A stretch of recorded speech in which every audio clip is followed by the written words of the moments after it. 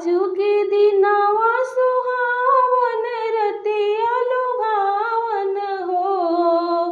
आजू के दिनवा सुहावन रतिया लुभावन हो।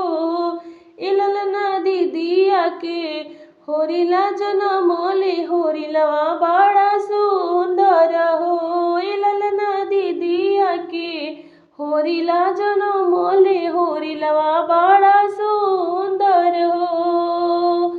नकिया तो होवे जैसे बाबूजी के अखिया हमाई के हो।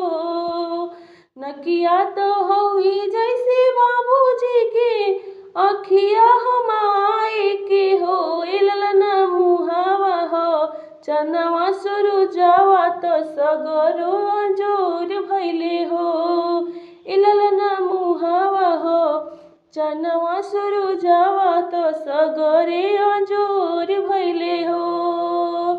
सासु सुहागिन बड़ी भागिन अनधन लुटावेली हो। सासु सुहागिन बड़ी भागिन अनधन लुटावेली हो। इलल ना दुआरा पे बाजेला बधइया आंगनवा उठे सोहर हो। इलल ना दुआरा पे बाजेला बधइया आंगनवा उठे सोहर हो। नाची नाची गावेली बहिनिया तो लाल के खिलावेली हो। नाची नाची गावेली बहिनिया तो हंस के खिलावेली हो। इलल ना दुआरा पर बाजेला बधइया आंगनवा उठे सोहर हो।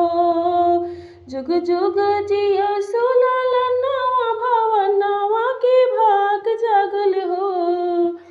जुग जुग जिया सुलल नवा भवनवा के भाग जागल हो। इलल ना लाल होई है कुलवा के दीपक मनवा में आस लागल हो। इलल ना लाल होई है कुलवा के दीपक मनवा में